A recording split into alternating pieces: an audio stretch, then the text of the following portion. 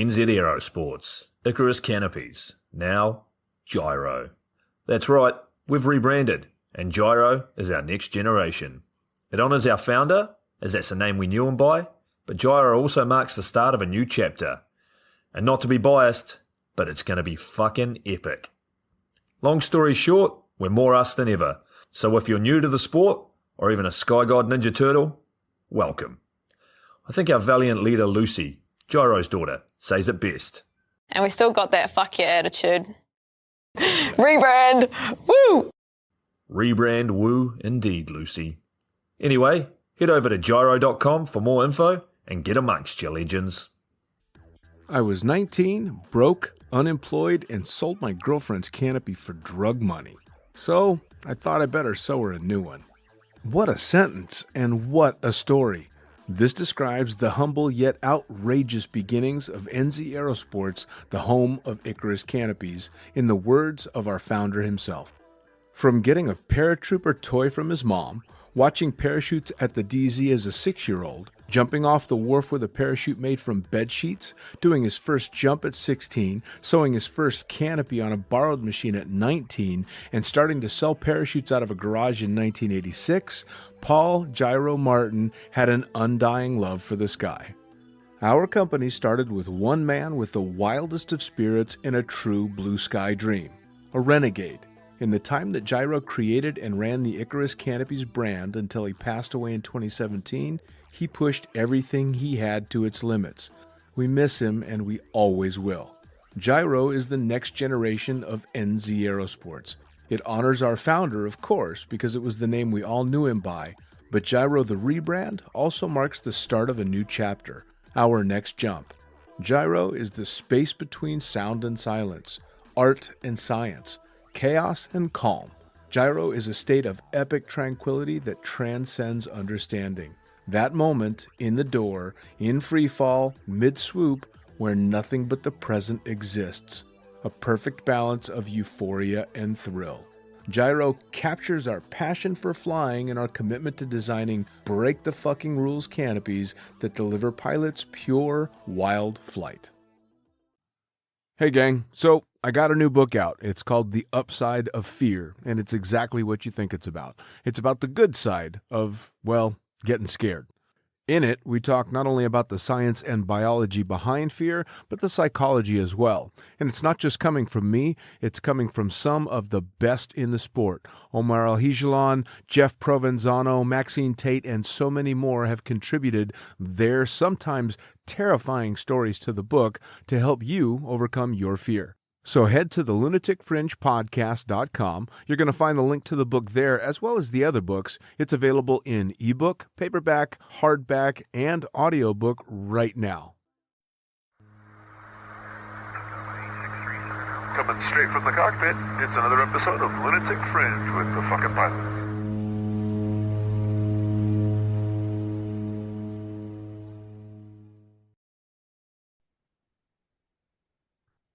Ready, set, go! Back in the can for another edition of Lunatic Fringe Into the Void, a friendly face on the other end of this computer that I have not seen or talked to in a long time and gotten a fair amount of trouble with, really. I mean, a good trouble, but a lot of fun. So please fill everybody in. Who the fuck are you and what do you do? What's up, everybody? My name is Dan Blakeley. I am retired from the sport pretty much these days, but I was a tandem instructor, AFF instructor, and shot lots and lots of video. Had the pleasure of the opportunity to sit next to this guy for quite a few years and assault our tandem passengers, usually in a good way. Yeah. Scare them half to death, so that when we actually got into the skydive, it wasn't so scary. So yeah. I'll tell you what, man. I've used actually one incident that we'll talk about that we got back and forth on the jokes that we used to do where I went way too far. And I've actually used it in reference many, many times, both on the podcast and in my writing. Like, yeah, this was the time I took shit too far. And you'll remember this, but the one time. Yeah, the one time. Yeah. So before we get started into all that and in some of the silly shit that we did, how did you get started in not necessarily just skydiving, but in anything extreme? I always, so when I was about 15, I started doing tree work. I grew up a little bit hard. My dad was in the military, but I grew up a little bit hard. My dad was gone a lot. Came from a broken home, so me, my brother, and my sister kind of raised ourselves. And I found out early on that I need to pay my way. Like no one's doing this for me, even as a kid, you know.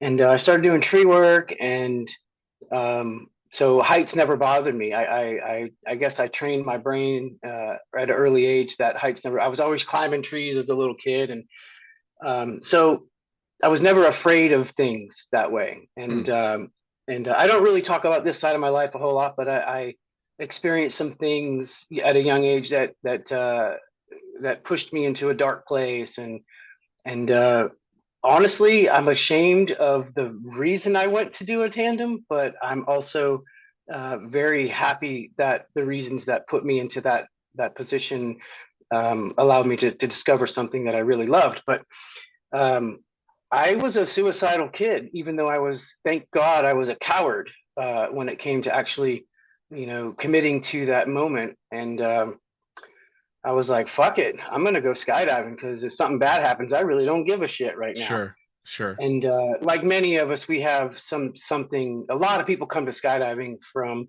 a divorce, a life change, a friend dies, and they realize that their life is very valuable, and they want to experience all they can. So I booked a tandem, and then I went out, and I think I remember in the middle of free fall screaming, "I own this fucking world. I'm living forever." Like it was a completely pivotal point of my life. It was I realized that the things that had happened to me as a child were out of my control. Or I should no longer be ashamed of those things. I should focus on what I can do with this time I have on this earth. And so quickly, of course, right after my tandem, I it was about 6 months later. I saved up a bunch of money and I went back and I scheduled my AFF ground school. And then Bobby Goldman he taught the course. And it was funny because there were like 4 or 5 of us in the course, and it was a 2 night thing. We did a split, 4 hours one night, 4 hours the next night. And he's going around asking everybody, when do you want to schedule your and back then level 1, not category A, of course. Right. When do you want to schedule level 1? And he was asking everybody, and I'm like, motherfucker, this guy hasn't asked me yet when I want to do mine. And he gets to me last, and he goes, I just want you to know, I didn't ask you because I know you're coming tomorrow. Because that's how eager I was, and that's how excited I was to get that ball rolling. So that's awesome. That's what put me in it. It's kind of funny. I just I think maybe 2 podcasts ago had Jason Maletsky on, and his entrance into the sport was very, very similar. Same thing. He was in a very dark place and kind of just didn't have any motivation left, and wasn't sure he wanted to stick around, and went out and made that first jump. And he and I got into that conversation as well, that I wish I could gather up the friends that I've had outside of skydiving that have felt that way and taken them on a jump, because it can make an incredible difference. That being said, skydiving is no cure-all for suicidal tendencies. I mean, you and I have a good friend, Kevin Love, who took his own life a couple of years back, and he was one of the most radical skydivers that either of us knew. So, so it's not a cure-all, but that probably extended his life a lot further than it would have, for sure. Agreed. Yeah. The only cure-all to that situation comes from within. Sure. And if you discover something that helps you grow as a person and leads you to a different place in the mind and then the heart, then for sure you can heal. But if you're not willing to take that look deep inside yourself, then you're never going to heal. You're just performing an act outside and inside to yourself. And sure. I'm just grateful that I was willing to meet some folks along the way that showed me some things, and I learned and I absorbed. Yeah, for sure. Well, and it was funny because I had not had a lot of contact with Kevin over the last few years. We were actually talking briefly about trying to get him on the podcast. And that was the last time that I had spoken to him. So I didn't realize that he had that kind of stuff going on, which was a bummer. I was pretty shocked when I found out that that had happened. But again, you're right. I mean, the only person that can fix those demons is the individual that's dealing with them, for sure. Now, Yeah, I had no idea. Sorry, I no, had no idea either that he was struggling from whatever it was he was struggling with. So well, we're fucking good at hiding it, right? I mean, especially skydivers, man. We learn to internalize so much because I talked to so many skydivers, both on and off the podcast, that admit how scared they were learning how to skydive and what a struggle it was to learn how, and potentially how difficult it still is years into their career. But you'd never know it by looking at them, right? I mean, right. you talk to some of the world's best that were like, yeah, I was shitting my fucking pants and terrified every time I was heading out to the drop zone, wondering why in the hell am I doing this? But you would never know it because we internalize it so much. And I think that's both potentially a really good and a really bad thing. Right. I mean, you can't have a high time skydiver running around telling students he's shitting himself because he's got that weird feeling this particular day. There, as an AFF instructor, though, there is benefit in reassuring your students how nervous or scared or terrified you were in those situations, because when they look up to us as their instructor, they see this well-rounded, confident, and usually, not always, but popular person on the drop zone, and sometimes that makes them more nervous. But I think the responsibility of an AFF instructor is not to teach someone to skydive. It is, but it's to lower their levels of fear and Sure. and comfort them and show them anything is possible. You just have to flip that switch in your mind and go to work when it's time, and it'll come naturally. Like, stop putting something between you and easy performance, because skydiving is not hard, let's face it. I mean, Oh, yeah. honestly. Yeah, no, and you've got a great point, and that was always one of the things that I've gotten comments on in regard to people listening to podcasts with individuals, high time guys, Omar Al-Hijalan, all these rock stars that are like, yeah, I was scared when I was learning how. People love hearing that because it humanizes their heroes and allows them to know I can do what that guy or girl is doing, which is great. And Right. you and I had a very similar style as tandem instructors as well, because at least once or twice a week, you'd have a student that would be like, so, like, I mean, yeah, it's dangerous, but it's not like we couldn't die or anything. And both of us are like, fuck yeah. Yeah, we could die on this jump. Absolutely. Yeah. And Yeah. I never pulled punches in that. You're always, I was terrified to ever use the word safe because you don't want to give anybody any false hope. The shit we do is dangerous. Right. The only thing that I would reassure them is I feel really good about this skydive. The weather conditions are absolutely great, if not perfect. Can we die? Sure, but I don't feel like that's going to happen today. I can't guarantee you that, but I Yeah. feel good about what we're about to do. And in my whole career, I probably have, I don't know, Dean. I didn't, like you. I stopped logging. I stopped buying logbooks because it's a waste of money after a certain amount of time. And I probably have about 7,000 tandems. Yeah. And um, in the entire time I did tandems, I never hurt one person ever. Nice. Never. Nice. And I only had two people that completely said, "Nope, do not push me out of this airplane. I am not doing this." Sure. But we've had hundreds and hundreds that, as you scoot toward the door, were definitely, I don't know if I can do this. I don't know if I can do this. And you have like that brief window of opportunity to tell them, A, you're not getting your money back. You might as well do it. If you think you want to do it, do it. B, here's how I feel. This is this is it. We can't bring you back up again. And then they're like, okay, let's do it. So I never talked anybody into it, but reassuring them that I feel it's as safe as we can make it. No, there's no guarantee, but I feel good, Sure. So Well, yeah. my thing with that was their mouth can be saying no, but if their body's still heading towards the door, then we're probably going for a skydive. And knock wood, I took about 8,000 tandems and I never had a refusal. Although, unlike you, I did break one student, but she kind of deserved it. So, was she of the round portion? she was, and she was extremely upset with how uncomfortable the harness was and didn't stop screaming at me the entire canopy ride. I had less than 100 tandems, and this was back on the old F111 canopies, and she got me so flustered that I forgot to pick up the flare toggles. And instead of just flaring early with what I had, I snatched for the flare toggles and still flared with one pair of toggles late. So she sat on her own foot and I snapped her foot. Well, completely my fault, absolutely my fault, because you should never let a student rattle you to the point where you're not doing your job. And I can put a lot of caveats to that. I mean, obviously there were many reasons why I fucked up, but I did fuck up, again, the flip side to that was I never had a refusal because like you have to learn to play, 30-second psychologist. What do I need to say and do to get this person confidently out of the plane?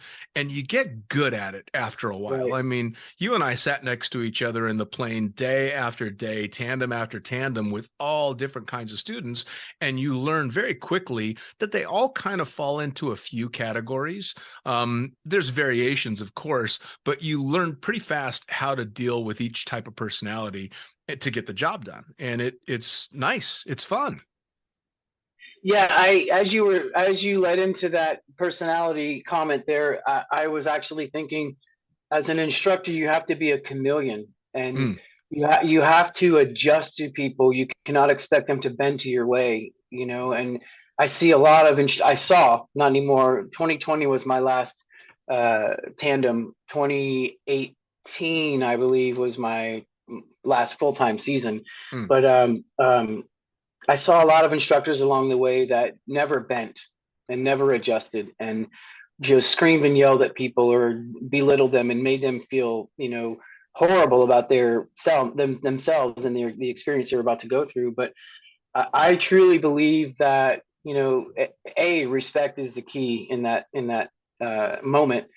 And you just have to allow that person to go through whatever emotions and mindset that they're going through, and just kind of nudge them along. It's almost like you're their parent at the moment, and you're trying to show them something amazing, or parents who just yell at their kids, they don't ever learn a lesson. They don't ever come to a place where they can see what you're trying to say, instead of just feel like you're putting them down. So especially with AFF, going back to AFF, there was my last home drop zone. So I worked out.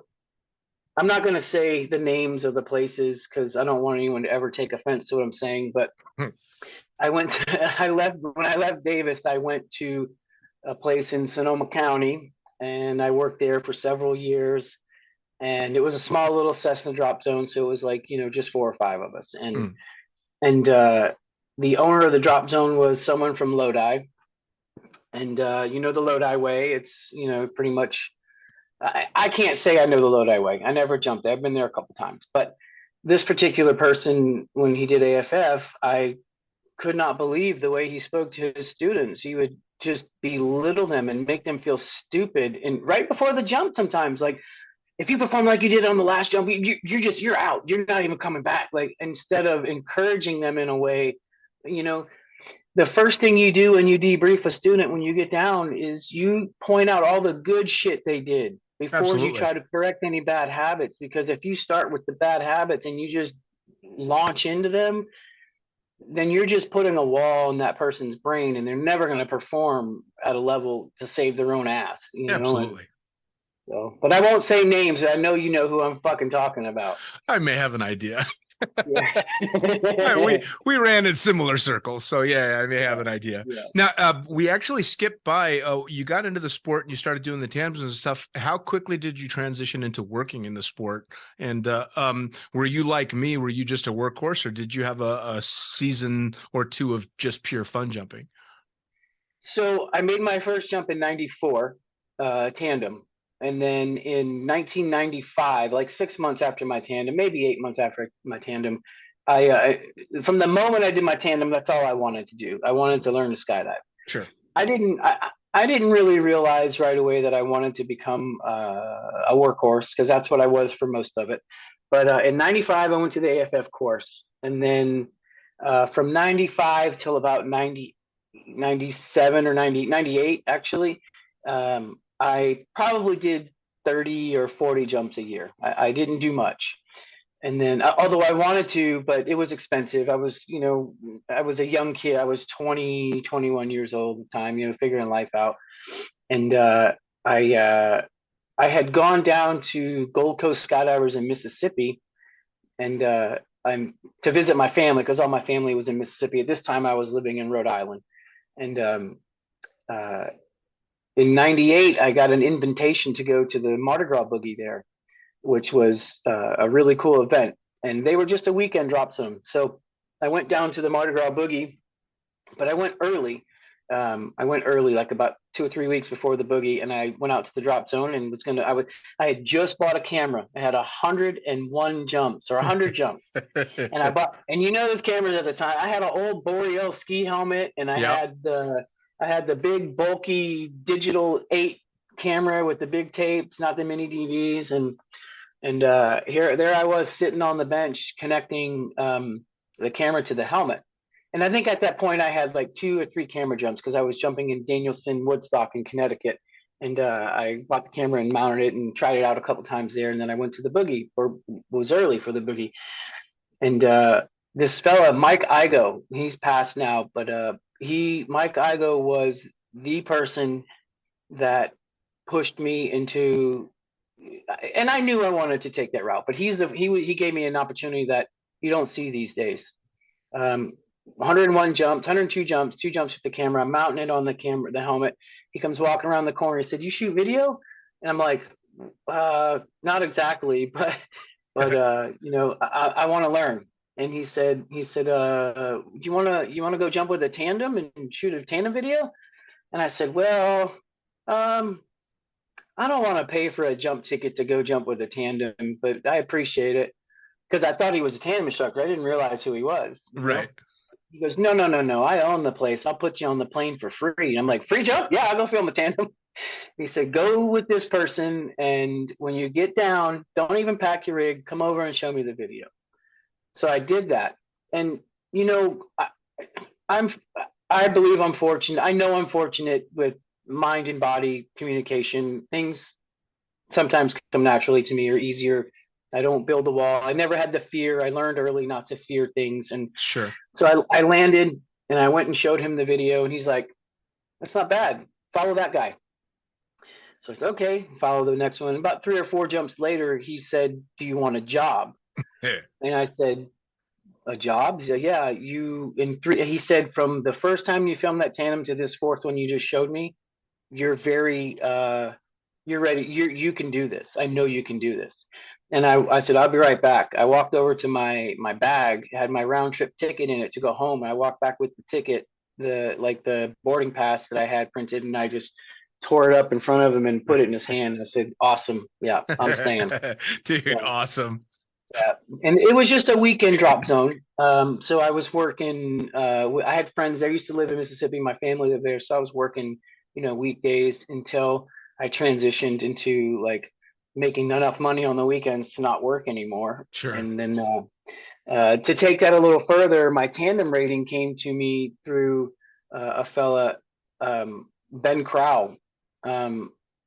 He's passed away now. He actually had a heart attack on a tandem and wow. died in freefall, which is ironic because my coach course director died the exact same way. So don't ever teach me a course. I'm going to tell you right now. But there was a fella at the drop zone in Gold Coast that didn't really like me, and I had gotten my coach course rating. And actually, I wasn't interested at all in becoming an instructor. I was just shooting video. But Ben came up to me and he said he just got his tandem examiner rating, and he said, "Do you want to get your tandem rating?" And I'm like, I've never really thought about it. And he said, "You're fucking getting it. You know why you're fucking getting it? Because I was speaking with so and so at the campground last night, and I said that you would make a really good instructor, and he just trash talked the shit out of you. So we're gonna show him." So at the time, I was broke. I was just working weekends. Just the whole skyver. I'm eating can of beans. That's all I got for dinner. You know what I Yep. mean? And so I was like, well, I can't really afford the coach course. He's like, I'm paying for that for you. Go over here and see. I can't remember the coach course director's name, but it was in Alabama. So I went and did the coach course. And then I got back and he basically gave me, I earned it. I didn't pay for anything, nothing. He sponsored me, I should say, is the better way to put it, for both ratings. And that's basically when I started my career. Basically, the tandem videos and the tandems were the first of it, and then Sure. I got my AFF rating in 2009 or something. So Well, I mean, you and I kind of came up in a generation that had opportunities like that, right? Because I mean, my first camera jump I ever made was with Kevin Love's camera helmet. And the only reason I got to do that is because he was going to go do a 4-away with Gary Spear that owned the wind tunnel in Vegas. It was Gary, Juliana C., Lou Sanborn, and Kevin. So it's D1, Juliana yeah, C., who was a badass skydiver and, the owner of the wind tunnel. So it was a hell of a 4-away. And I'm yeah. standing there with, I think I had 27 jumps. And he's like, dude, here, this is what you do. You're gonna go out on this step. This circle. Yeah, absolutely. He's go out on this step. You're going to follow us out. So you're going to let go after we go, and you're going to fly above us until you can feel our burble with your fingers and stay there. And I'm like, fuck it, too stupid to know I shouldn't be doing that. And actually shot a good video. And cut to about the same time you started shooting tandem videos. I got my first shot shooting a tandem video with Outlaw Skydiving in Jean, Nevada. Because AJ Moeller, who owned that, just didn't give a fuck, man. I was a warm body with a camera, and he's like, "Yep, go to work," and that was it. That started my career. Unlike you, I didn't want to get my tandem rating at all. I got forced into it at the old Skydive Las Vegas because Michael Hawks told me, "Get your tandem rating or get the fuck out." And I was making a lot of money shooting video at the time, so I got it just to save my job, and hated it for the first 100 jumps. And then through figuring out all the stuff that you and I know now, fell in love with doing tandems. It became my favorite way to jump, for sure, for a number of reasons. One, because of the interaction with students, but two, because of the interaction that I'd have with instructors like you, because you and I had a fucking blast working together doing tandems. I think they started separating us on the loads because we were probably having more fun than anybody. And, a lot of people want to have that fun and join in, but some people there's always those haters and jealous people out there. And Yep. those types of people will try to rain on your parade. And you know what? We just launched umbrellas everywhere we went, and we didn't care. We still had our fun, Oh man, I mean, we would get on plane after plane and have people laughing and having a good time, and with only a few notable exceptions, it was always pretty well received by the students. I mean, I think we had like 98% of our students had an amazing time, and maybe 2% we pushed a little too far. In fact, which is ironic because we accosted Buster the mannequin together. Well, I I still have a picture of us in a rather torrid threesome with Buster the Mythbusters mannequin in the back of a pickup truck. Yes. You will have to send that picture to me because I don't have any more. I only have two questions about that joke though. A, you said it was a shitty joke. I'm assuming that was a pun. It was. And I forgot the other question. That's okay. Moving on. But Yeah, it was a really good joke, but it's a horrible joke. Like it's not yeah, please go ahead. Oh, the other question was, did you give him the fifth point of attachment? Oh, see, we're falling back into it. We're falling back into it. Yeah. Well, it's Yeah. hard not to when you reminisce. Reminiscing Right? allows you to fall right back Yeah. into the pieces, the places. Yeah. Well, and it's it was kind of funny. I had a few years back. I had Hannah Betts on the podcast, and Hannah Betts is this badass stunt woman and an amazing skydiver, and really just an incredible representative of the women in our sport. And we got talking about the disparagement between men and women in the sport, and I had admitted that I hadn't seen a lot of that because I always had an opinion that women in the sport were generally a badass, but that also kind of made me blind to the real issues that are out there. And she had a great response, which was something along the lines of, well, you're learning. That's all we can expect is everybody's going to make mistakes and do and say stupid things that are guided by the times and the culture with which they're brought up. It's the ability to start to realize that some of the stuff you were doing was pretty shitty looking back, so I still laugh at that situation, but it's one of those cringing laughs like, oh my God, I can't believe I did that. And you learn. Yep. You could never get away with that kind of shit these days, nor should you be able to. If a tandem instructor pulled the kind of crap that you and I used to do on a very regular basis, they'd be fired in 5 seconds flat. Yeah. Well, that all goes back to growing as a person. I mean, sure. that's you can either choose to grow as a person or you can be forced to grow as a person, but we all grow as people somehow. And there's negative growth too. Like you can go the wrong direction in life. And fortunately, some of the lessons that probably both of us have learned has maybe opened our eyes to certain things or whatever. And it all comes down to respecting people. We never intended to disrespect anybody. No. One of the biggest reasons that I was a clown on the plane was because you have to drop the guard of the person that's about to jump, your tandem student, that is, for two reasons. They'll enjoy it more, and most importantly, if they drop their guard, they're less likely to fucking do something stupid and kill you. You know? Yeah. And I'm not going to lie. I did that a lot for myself so that I try to relax the folks. If you see somebody super scared, well, you don't really joke with them. You do it in a different way. You try to calm them and connect with them in a way that is comforting. Sure. If people are having fun, you go with it and you have fun. And sometimes we had a little more fun. Most of the time we had a little more fun. But, looking back at it in hindsight, I think you should have just a little bit less fun than the person that's connected to you so that you're not overriding their experience. But. Well, one of the things that I found that you and I having horseplay in the aircraft did is it flew through the time in the aircraft, which gave the students a lot less time to dwell on what was coming because they were too busy interacting with us. Most of the time, our jokes being a lot more respectful than that particular instance. But we also knew when it was time to get serious. So we would always joke back and forth, but you'd hit that 8,000 or 10,000 foot mark when we start getting geared up. And then both of us would lock into our student. All right, here's what's going on. Here we go. All right. And don't forget, it's only 11 o'clock. And in my book, everybody has lunch, all those little fun jokes that you let them know. Hey, in all seriousness, I've got 6,000 tandems. I've got a lot of experience doing this. I think this is going to be a great jump. You're going to have a blast.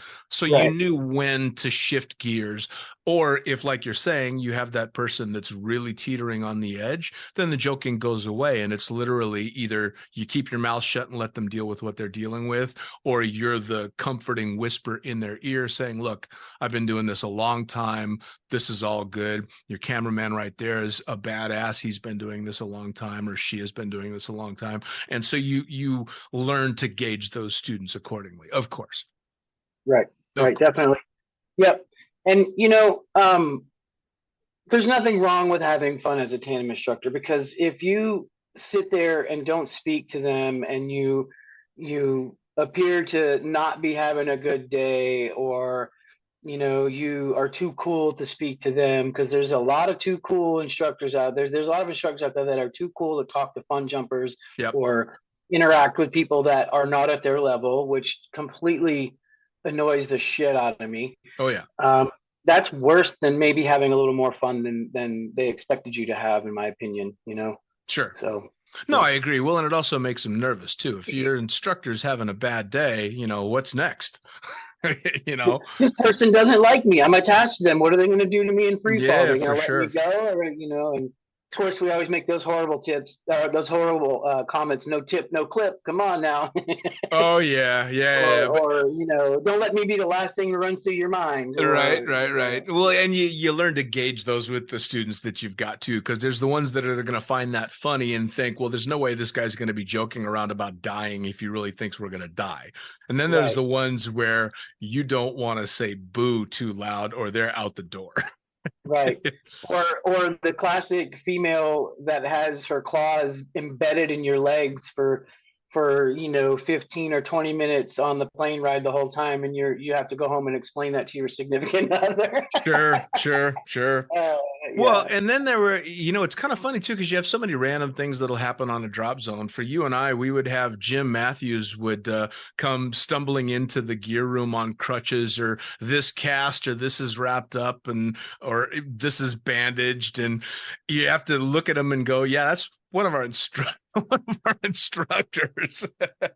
I think if you're on the IR list, the injured reserve list, you should stay the fuck home. Right. Right. No, I'm just kidding. The reality of gravity, it wins every time, regardless if it's a soft touchdown or a hard one. It does. And everybody knows this. So the technology in the sport, even when I got into it in 94, 95 is, I guess, when I should say I really got into it. But even since the early 90s, the technology in the sport has been amazing and just does nothing but progress. And, yep. I'm not going to say it's foolproof, but God, I'm glad I didn't learn in the 60s and 70s or whenever it was that it was, breaking people left and right, Oh yeah. No, I completely agree. Hey, speaking of broken people on Skydance, were you there for the guy that jumped off the top of the hangar? I was not there, but I heard all about it. Yeah, he was. What was he saying? I can fly, and then he broke both ankles. He's the one that after he graduated AFF said he never wanted to cut away and use his reserve because it was too expensive to repack. So he decided he would just track to the power lines, take his belt off, and rope the power lines and stop that way. And somebody asked him, "Well, how are you going to get down from the power lines? They're 40 feet up." And his response was, "Well, I'll just PLF."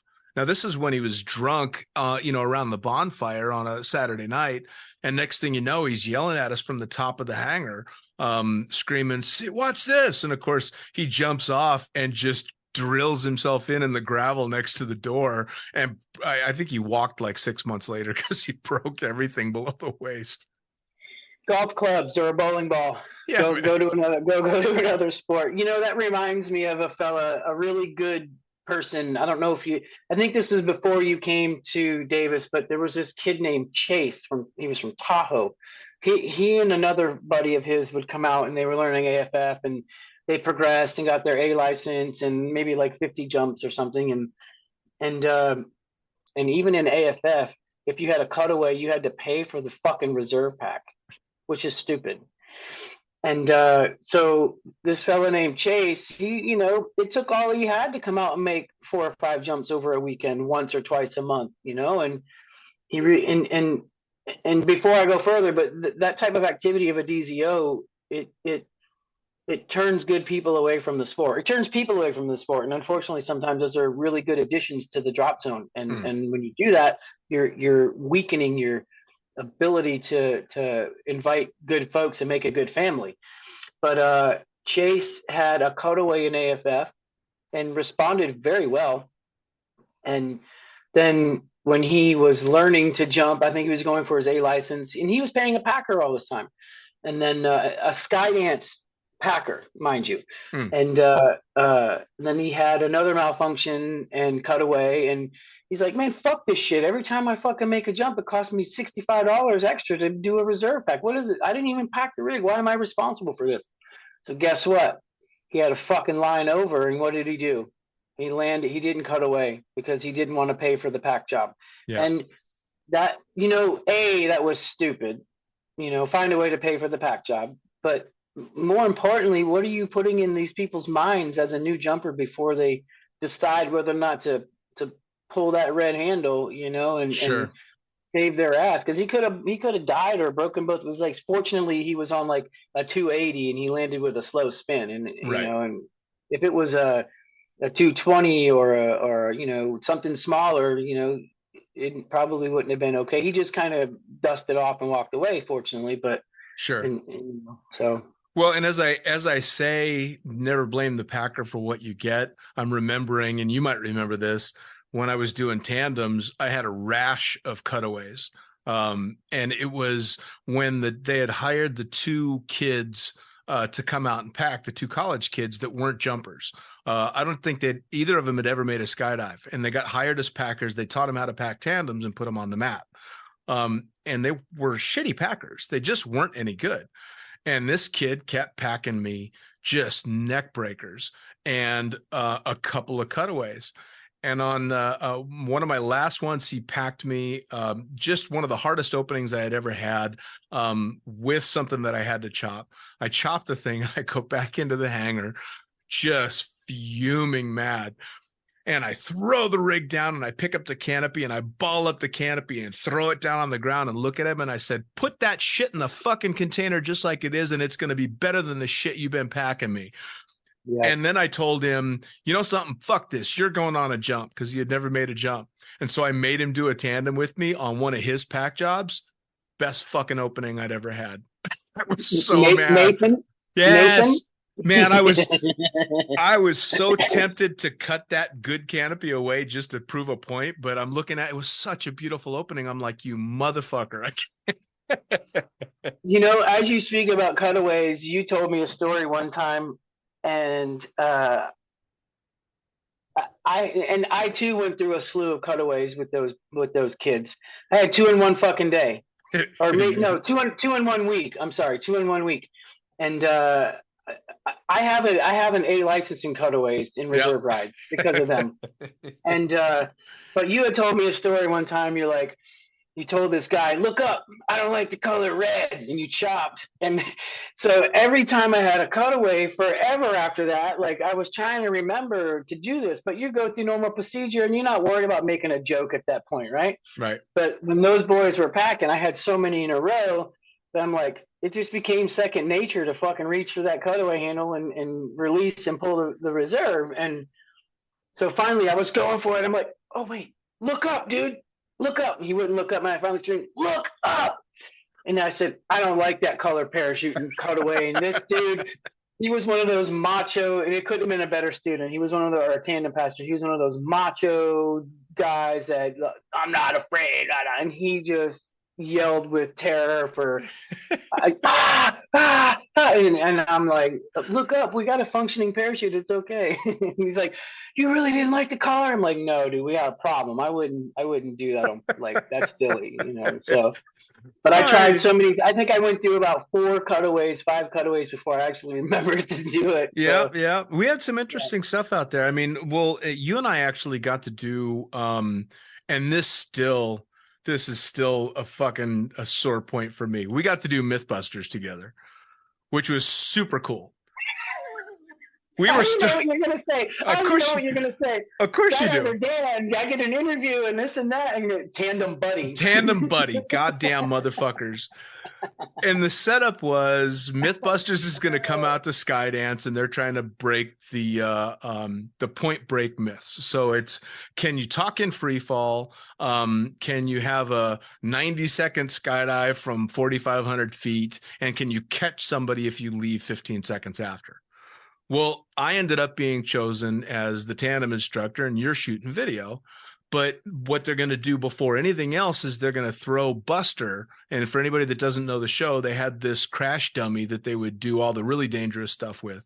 So they brought this crash dummy out to see if you could have a 90-second free fall from 4,500 feet, which of course everybody knows you can't, but they're trying to prove a point. So we chucked Buster out of the plane at 4,500 feet over the landing area with no parachute and just let him go in.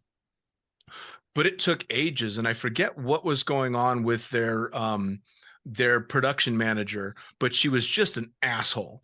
And I forget what she was telling everybody to do, and I think I told her to go fuck herself. I'm like, you know something, go fuck yourself. We're not doing this bullshit.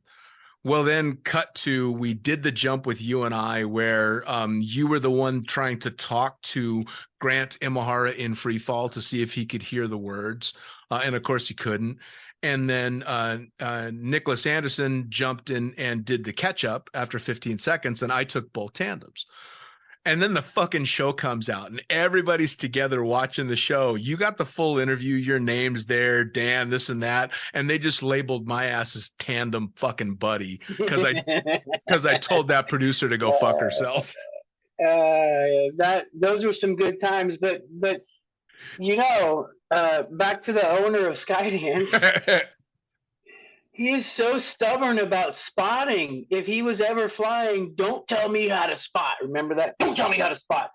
We are all standing there, and it took 2 takes for Buster. Remember? Yep.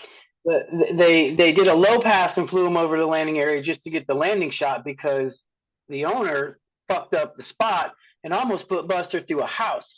We're all just standing. Well, it was not as close as we thought because he came in behind the house and we were on one side. And right, you're not allowed to talk while they're filming. And we're all just standing there on the side going, oh my God, oh my God, oh my God, oh my God, oh my God. Get a chase truck and go see if that hit that fucking house. And then I don't know if Ray felt stupid, but I don't know that he ever argued an instructor's light commands at the door anymore or any of that, but he probably did. That man was so stubborn, you know. And it was, he was like, all I could imagine was, could you imagine if you were the owner of the house and Buster comes crashing through your roof? Because a bunch of those bubblegum looking beads everywhere. Yeah.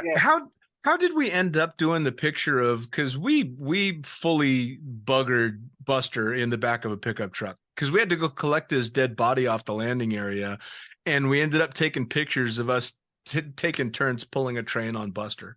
When they launched him into the landing area from that like 800-foot low pass, we just went and picked him up and threw him in the truck, and we were going back to the hangar, and I'm like, get that side, let's get this boy. You know, I specifically remember now why I decided I had to nail Buster, because, and you'll remember this, Carrie Byron was out there. And Carrie Byron was the beautiful redhead that was part of the show. And when we finished when we finished the entire day, we were all out at the bar, and Carrie and I were flirting, and Ray got mad, and he sent me in the PAC 750 he made me take the plane to the shop that night to get me away from Carrie. And he and I have even talked about this since, because he thinks it's hilarious that he did this. And so you and I had it at Buster, because I'm like, well, at least I got to say I have carnal knowledge of one of the Mythbusters. Yeah, so silliness, man. You know, Ray, again, we spoke about this before we started this podcast, but I do my best not to trash talk people these days. But truth be told, Ray was definitely hypocritical in a lot of situations. Like, don't flirt with students, don't flirt with this and that. You can't date a student until they have an A license. If I may be incorrect, but I think, didn't he marry someone he taught to skydive? Oh, dude, you should remember this from the Christmas party. So it was, you actually may have been in the staff meeting, which was my first staff meeting. So we're all in the training room, and Ray's running over all the rules. And I think it was rule number 5 was don't date students. And I'm the brand new guy, but I'm such a fucking smartass that I hold up my hand, and he's like, what? Does fucking them, is that considered dating? And he's like, Jesus Christ, who the fuck did I just hire?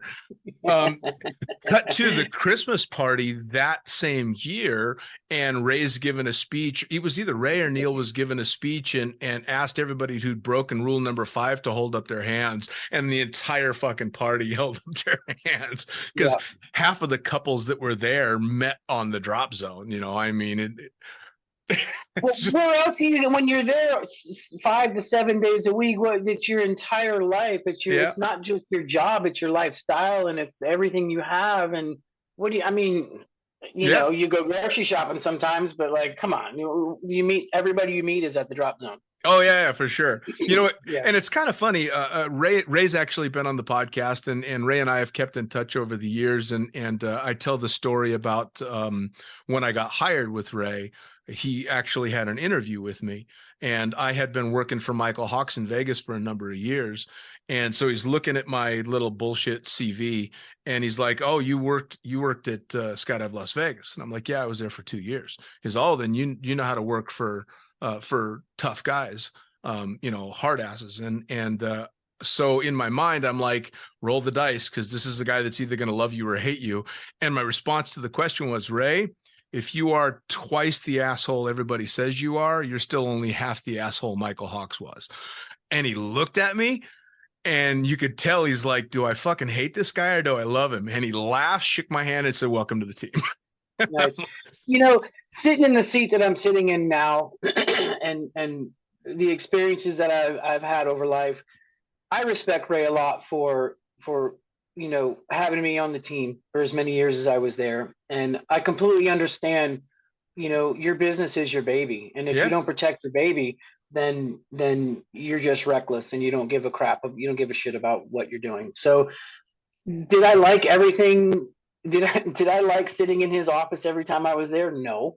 And I'm sure we both knew his office very well and Neil's office very well. Oh yeah. But if Ray Farrell ever hears this, which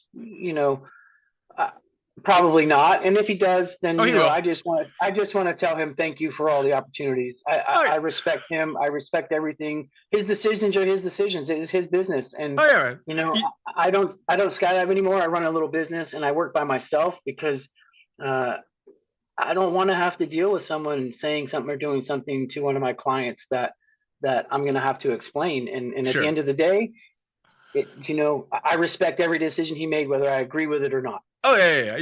It's kind of funny because obviously when we were working there, first off, skydivers, at least our generation of skydiver, we're a bunch of fucking children. We were literally the most responsible people on the planet, which is bizarre because you're responsible for other people's lives, but you can barely tie your own fucking shoes. Because we did some stupid fun shit, and it was a lot of fun. But and Ray knows this. I love Ray to death, but working for him was tough. He was a hard ass. That being said, he was a hard ass because he had to work with people like us. Yeah. So it's the fucking snake eating its own tail, right? It's just which one causes what. Are DZOs crazy because they got to work with skydivers, or are skydivers wild and out of control because they got to deal with DZOs? Yeah. Well, someone's got to throw a roadblock up for certain things, and if there are no if there's no consequences for your actions, well, your actions just get worse and worse and worse. Oh yeah.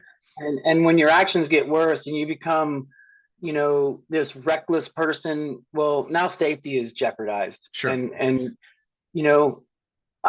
I have one regret with doing tandems, and fortunately the person did not get hurt, but I got into this pattern where I'm doing 45-degree toggle whips in, now I'm doing 90-degree toggle whips in, now I'm doing 180-degree toggle whips in with my tandems, and I would always see Ray stand there and watch.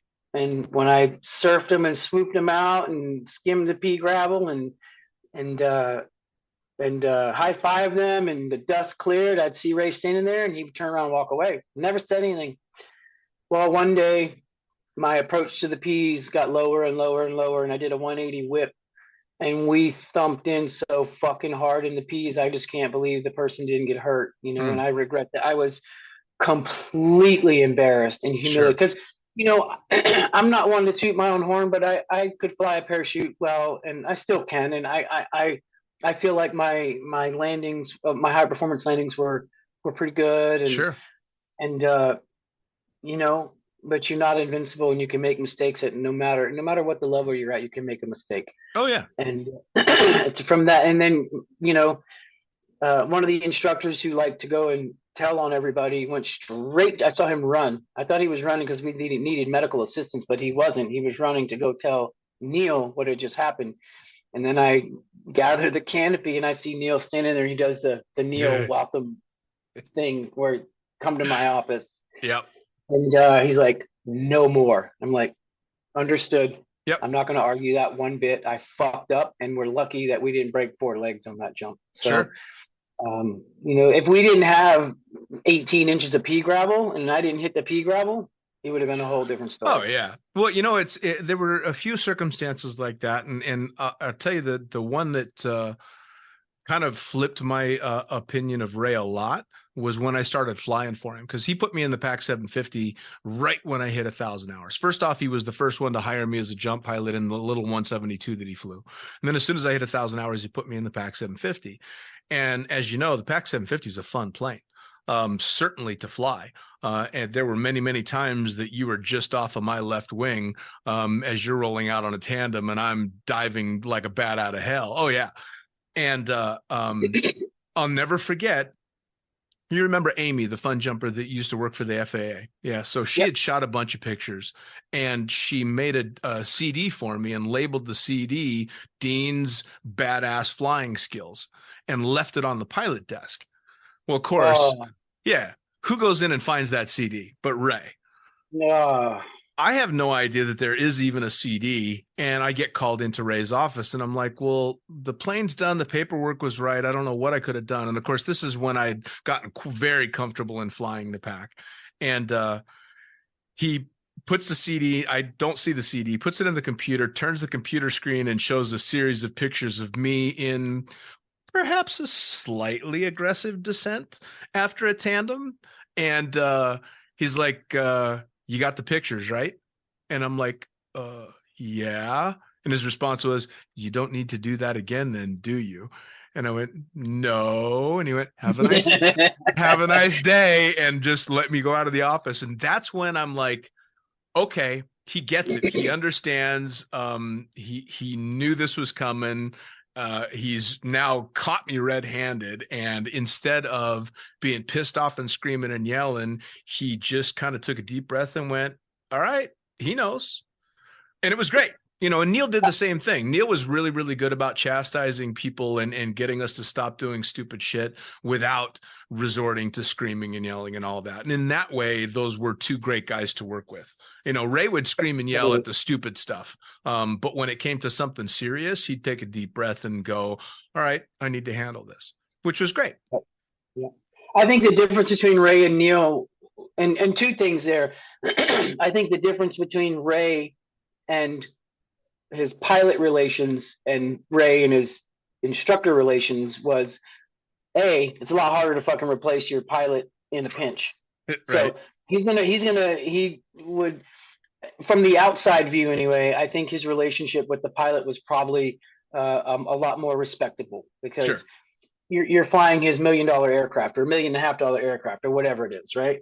And then the difference between Ray and Neil is, Ray was the guy who looked over his glasses at you stern, and Neil would laugh it off with you. If it was a laughable situation, he'd be laughing and tell you, don't fucking do that again. Yeah. And, it'd be the difference of being disciplined between mom and dad. You know what I mean? So, well, and Neil was also out there doing it with us too. I mean, he was a fantastic AFF instructor, really good with his students, and just super mellow. He was just a kind of a good old boy, and really, really easy to work with in that respect. So I think between the 2 of them, it was like working with mom and dad, right? And you'd always play one off of the other. You're like, fuck, I got in trouble with dad. I'm going to go keep mom happy so she keeps me from getting in too much trouble. Yep. I tell you, the last person you want to piss off on that drop zone, though, was Neil, because if you did, you got all the shit work. Oh, yeah. You got the 249 butterball. You got the meth head whose teeth were so rotten it was, you could smell them in free fall. And what I'm saying. You got anyone who's a tandem instructor knows that your passenger makes a difference. Like, you either are going to have a good time with them, or you want to unclip them and get the fuck away when it's over. You know? Yep. Yeah, you definitely you don't want to piss off management or manifest. Or manifest. Oh my God. Donna is a whole nother story. Like she, toward the end there, she actually treated me with respect and liked me for some reason. I don't Yeah, know why that was, I think she was a we deal. had She a was a lot of real deal. longevity at that drop zone, and we saw a lot of comings and goings, and for all our faults, we fit in pretty well and did the job really well. So I mean, it goes a long way, right? When you're keeping the customers happy, it's a little bit easier to piss off the staff when you got happy customers, because you got people Right. still coming back for more. If you have a complaint every now and again, but the majority is that guy was amazing and so much fun and this and that. That seems like it's a lot more acceptable than just the person who never gets any comments at all. Like, did you Sure. have fun? Yeah, it was okay. Well, what do you mean it was okay? Well, my instructor just was kind of boring or whatever, Sure. and Well, and so we worked with one at Skydance for a while that just was very bland and just wouldn't seem to loosen up no matter how much you tried to involve them in the fun, and it was a drain on it, right? I mean, absolutely at least fake a smile, pretend you're having a good day so that the people that are paying a whole lot of money and putting their lives in your hands are at least thinking you're enjoying what you do. I think the right. difference was you and I really enjoyed what we did, and this particular instructor, I don't think they enjoyed it. I think I know exactly what you're talking about, but I think that particular instructor, I think he jumped scared a lot. Sure. Honestly, Well, I and think we've he seen jumped that. scared. Yeah, and you know, being a tandem instructor is kind of like being a comedian, honestly, because back to the whole having the guard either up or down with your student is protecting you or not protecting you as an instructor in your job, but you can't be a comedian without offending someone eventually, honestly. For You sure. know, yeah. Well, So you're gonna step on toes. You're gonna say something that's inappropriate to someone, and I mean, let's face it. Everybody, granted, not as at least it didn't seem like it was as much back when we were working together, but people still walk around looking for excuses to be offended. yeah, And if you come into an environment like a drop zone where people tend to be a little over the top, and let's face it, skydiving attracts some pretty intense personalities. If you're this type of person that goes looking to be offended, a drop zone's a great place to do it. Like oh, absolutely. it's going to take you 2 minutes to find something or someone that's pissed you off. And it was one of the things that I think for certain me, and I think you as well, embraced the sport and the people in it because they were the type that didn't really give a fuck if you were offended by what they had to say, because you get to say exactly what you want as well.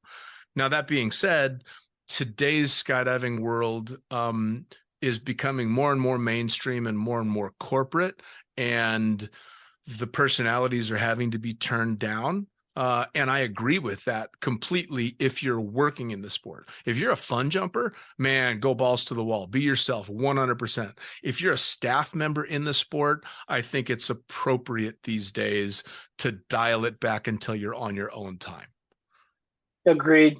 Yeah, and that all comes back to you. I don't know if you asked me this question pre-record or after you hit record, but you had asked me if I was just a workhorse or if I, indulged in fun, and that swayed back and forth, Hmm. honestly. When I was at Skydance, I was in a particular situation where I was a homeowner and I got in at peak market, and my mortgage was $2,700 a month, and this was back in 2005, 6, 7, and 8 and 9, where that's a pretty high mortgage at that point, Oh, yeah. and um, and so I really didn't do much fun jumping at all. Like the plane was tied down, I was in my truck going home, Yep. and I didn't spend money back at the drop zone, not by choice, but almost like I can't spend any of this money. If I want to skydive for a living, I have to pinch pennies, and I have to, and that's one of the sad things about the sport. Isn't I think it's changed a little bit. Um, $25 a jump to go and I'm not going to say risk your life, because we didn't look at it as a risk, Sure. but it is risking your life for $25 a jump. So, you know, it's $25 an hour. Basically, you're going to do maybe 2 jumps every hour and 20 minutes, every hour and 40 minutes, or whatever. By the time you gear up, get on the plane, take the plane ride, jump, land, run in, gear up again, get back on the plane, you're probably making $25 to $35 an hour. Sure. And it's just one of those situations where I regret not being able to fun jump more. And sometimes I did, but my last full-time season that I worked and lived at the drop zone in Skydive, New England, in Maine, Lebanon, Maine, which is an amazing place, good community. Everyone lived in the campgrounds. Most everyone lived in the campgrounds. And man, I had no bills hardly. I just paid lot rent, and I had my truck note and my insurance and my cell phone and just minimal things. And man, I was swooping that pond every chance I got. I was fun jumping, doing free fly jumps with friends, because there was a plethora of amazing, talented people. And that's the one regret I have, is not being able to sponge up all that knowledge and information and talent that was around me all the time. So. Sure. I'm lucky that the last few years that I was flying in Dubai, I had the opportunity to do a lot more fun jumping than I'd done in previous years, because I had stopped fun jumping for quite some time. But I was very lucky in that I had so many years working, especially with guys like you, that I had so much fucking fun doing what I did, that when people asked me if I fun jumped, my response very sincerely was, what the fuck do you think I'm doing? Like, yeah, I'm taking a tandem, but I'm having a blast doing what I'm doing, and I'm getting paid for it. So, right. And not to mention, at the end of a 6 or 8 or 10 jump day, I'm fried. Tandems or AFF is exhausting. So the idea of sticking around to get on the sunset load was just not even a thought. And then when I'm cracking a beer. Absolutely. Well, and then when I started flying, I was flying the airplane. So that was it. I never got to jump because I was the chief and only pilot. There was nobody. But again, I had no regrets, because all of those tandems, all of those fun times, and God, load after load of side splitting fun with the instructors and students was my fun jumping. And I was never going to be the best swooper. I was never going to be the best free flyer. But I considered myself a damn good tandem instructor and really enjoyed my time. And it was, again, specifically because I got to jump with guys like you. Oh man, I appreciate that. Yeah, and you don't have to be the best at everything to have good quality experience in that department, whether it's free flying, swooping, or at the end of the day, as a tandem instructor, it's really about getting that passenger safely to the ground with a good experience. Sure. And I feel like 95% of the time that was something I obtained. Every now and again we offended somebody, or God forbid you were single and you said the wrong thing to a passenger, and then when you do, it's like spreads across the drop zone like wildfire, and you're all of a sudden this piece of shit and garbage, and you did this or you did that. And then by the time the truth develops into the story that everybody tells, it's like, wow, well, that's not exactly how it happened, but yeah, I can see how someone could think that person's a piece of shit at this point. Yeah, but that's not exactly how it happened. So yeah. For sure. No, I completely agree. I mean, at the end of the day, skydiving is filled with a bunch of people, and we're all fallible. Everybody makes mistakes. Everybody does stupid shit, and we're not everybody's flavor. I know there are people that fucking hate my guts, and probably for good reason. And I know there are people that really like me. I'm not everybody's flavor, nor what I want to be, right? And there's people out there that I don't particularly care for. The difference is, and I think you're the same way, I don't have to like you to work with you, and I don't have to like you to show you respect. And I'd like to think that overall in my career, even with the jumpers and or staff and pilots that I didn't like, I at least showed them respect. And if I didn't, I'm certainly trying to make up for that as that I get older in the sport, and be better at making sure that even if I don't care for you, I'm going to, give you the respect that you deserve. Agreed. Yeah. And that comes back to personal growth, whether whether you're a skydiver or, in the corporate world, or no matter what you do in life, it's, you know, there's a game you play in life, and it doesn't mean you're a fake person, but the sooner you learn how to interact with people and kind of give them what they want or what they expect, or to go against, if you can either go against the grain in situations, or you can go with the grain in situations. And the quicker you learn to go with the grain in situations, the more successful you'll be at that path that you're walking. Oh, for sure. And that doesn't mean you don't stand up for yourself when it's appropriate. That doesn't mean you become a fake person and you just tell people what they want to hear. It's not literal when I say, you give people what they want, but when you're performing a service or a job or whatever, it has to be, they're paying you money. You have to perform at their standards. You have to, communicate at their standards, and you can't change who you are as a person, but you definitely, respect is the only way to walk that path in a way that doesn't go against the grain. Well, at the end of the day, it's their game, it's their rules, and you either play by their rules or you find another game. It's just that simple, which is good. Right. Now, as we wrap things up, I want, especially because you've kind of retired from the sport, what advice do you have to people that have been jumping for a long time? They're like you, and they're starting to wonder, is it time for me to get out of the sport? What was it that made you decide to, obviously you haven't broken ties. I'm a firm believer that once a skydiver, you're a skydiver for life, even if you're not jumping. But what made you step back from the sport, and what advice do you have to anyone that might be thinking about following in your footsteps? A big part of me stopping skydiving was two things, really. I'm getting older, I can't do this forever, obviously. I have other talents in life that I can build off of. And COVID was a big part of me quitting skydiving.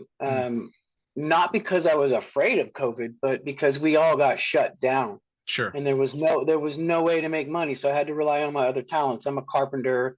I do construction. Like I'm pretty good with tools, and I can build things. And so I started a little business. And when it came time to go back to skydiving, I'm like, well, I made $100,000 this year doing this, and I make my own schedule, and I go to work when I want to, and I pick and choose my clients, and I don't know that I want to go back to skydiving, and why would I give up what I've created? So that was part of it.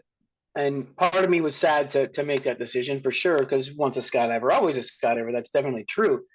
But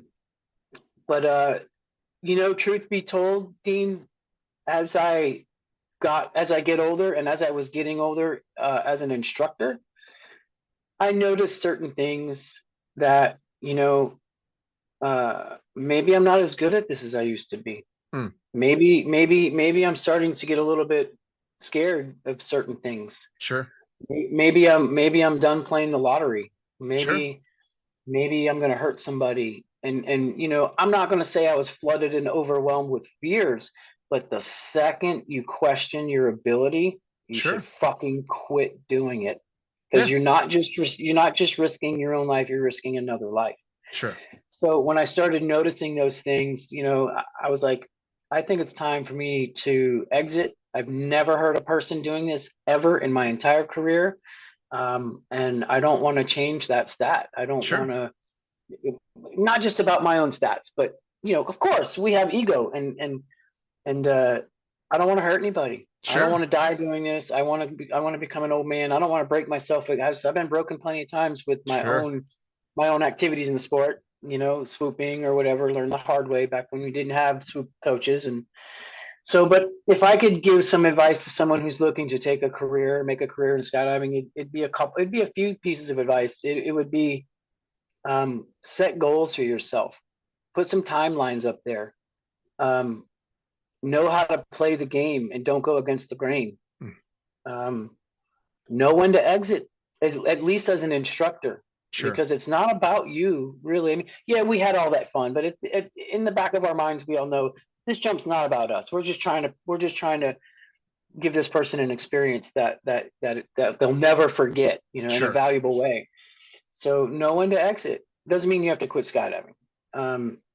And think about your future, because I don't know about it anymore, but it was kind of difficult to make a future out of skydiving as far as financial and retirement and all these things. And here I am, I'm 48, about to be 49, and I'm no closer to retirement than when I first started fucking skydiving. Right. And now I go to work every day. I literally work 6 and 7 days a week right now running a business, and there's some hope for it. I can see the growth of my business, and I'm building a good clientele, but know that your future is the most important thing you have. If you don't plan on getting old, then just keep doing it. But sure, I never thought I was going to get old either, and here right. I am. Almost, right. I'll be 50 in a year and a half. Yeah. So those would be the biggest pieces of advice, and always respect the team you work with, because one bad apple ruins the bunch, and that's the damn truth. Sure. Oh, absolutely. And I think the only thing worse than having to work with a bad apple is waking up one morning realizing that you are that bad apple. And there have been times, I'm sure you've done the same thing. You wake up in the morning going, fuck, am I the asshole? Is it me? And there have been times that it absolutely has been me. But those are the wake up calls, right? Those are the times you wake up and go, okay, yeah, it's time to change. It's time to change. But I think that's great advice, man. I mean, I think you can be a hardcore jumper until you're 90 years old, or you can decide to stop at 25 or 30 because you just kind of filled up. Again, once a skydiver, always a skydiver. And the best thing about this sport is the community, which will be welcoming to any jumper, past or present, forever, which is amazing. Right. So for me, the best part of the sport I'll have for the rest of my life, which is the community. Even if I'm not jumping anymore. Although hopefully I'll still get out and jump now and then, but it's certainly not as high a priority as it was, in my 20s and 30s. So. Right. Yeah. One other piece of advice to people, whether they're new or seasoned, is if you feel burned out and you do not want to quit, take a fucking break. Take 6 months, take a year, just jump enough to keep your ratings current or whatever you want to do, but take a fucking break and rejuvenate yourself with the sport when it's time. Because the worst thing to do is to become that grumpy, ornery person on the drop zone and react on emotion and, and not be what do they call, what's that book, emotional thinking or something? I can't remember what it's called, but if you respond on emotion only and you don't take a minute to digest what the situation is putting in front of you, well, then you're going to come off as an asshole all the time. Sure. And I'm definitely I have some regrets about that, and you don't want to regret things later is one of the biggest pieces of advice I can give anybody. I think both you and I have been called an asshole once or twice. We did our job right then. Dan, I'll tell you what, man, I cannot thank you enough for taking the time to catch up. It's been way too fucking long, and we got to make sure it doesn't take another 10 or 15 years before we sit and shoot the shit again. We used to have so much fun, so let's keep in contact. Definitely. And I'm honored. I appreciate it. It's been nice. I was a little nervous when it started because I've never done, even a video chat before. I hate them. And, but it's been a cool experience. I'm grateful. I appreciate it. But just back in the classroom waiting for students. That's all it is. Right. Yeah, exactly. All right, brother. Thank you so much, man. You have a great one.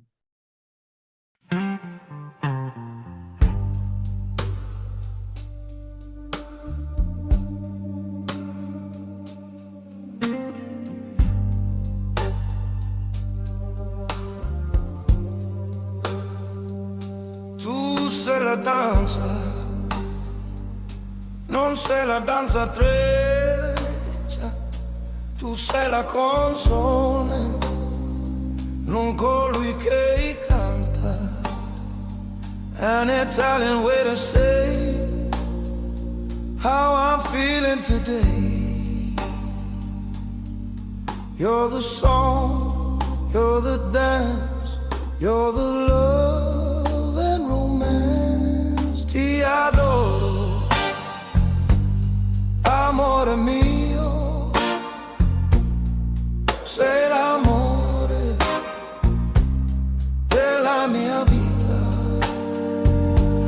Italian way to say how I'm feeling today. You're my star up above. You're the one that I love. Your voice rings unique in a choir of millions, a star shining bright in the night to behold. Unique is the light that you share so completely, a spark in the dark that we all wanna hold. Tu sei la danza, non sei la danzatrice, tu sei la canzone, non colui che canta. An Italian way to say how I'm feeling today. You're the song, you're the dance, you're the love and romance. Ti adoro, amore mio, sei l'amore della mia vita. An Italian way to say how I'm feeling today. You're my star up above. You're the one that I love.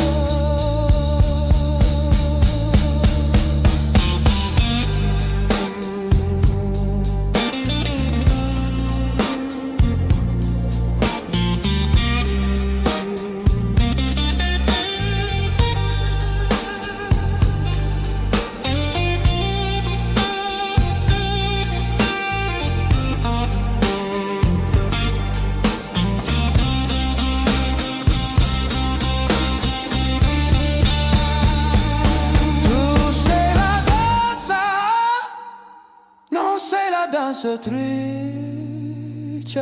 tu sei la canzone, non colui che canta. An Italian way to say how I'm feeling today. You're the song, you're the dance, you're the love and romance.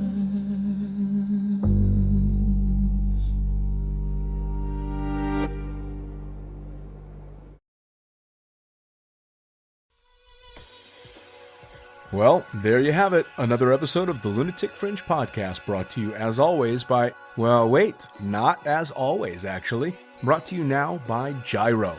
Formerly known as NZ Aerosports, you'll head to gyro.com for their next level line of canopies. By Pussfoot, the Extreme Sports Collective. Head over to pussfoot.com to check it out.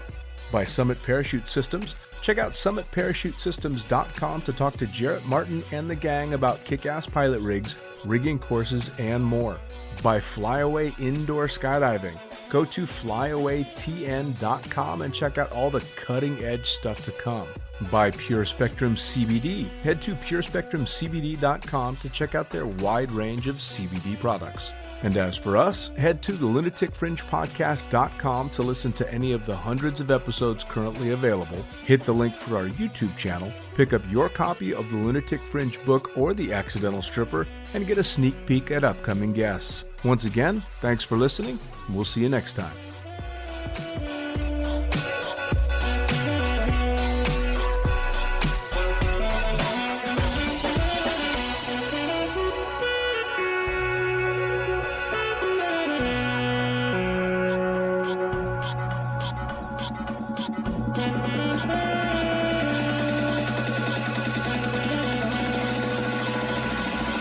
I disappear in the middle of the night.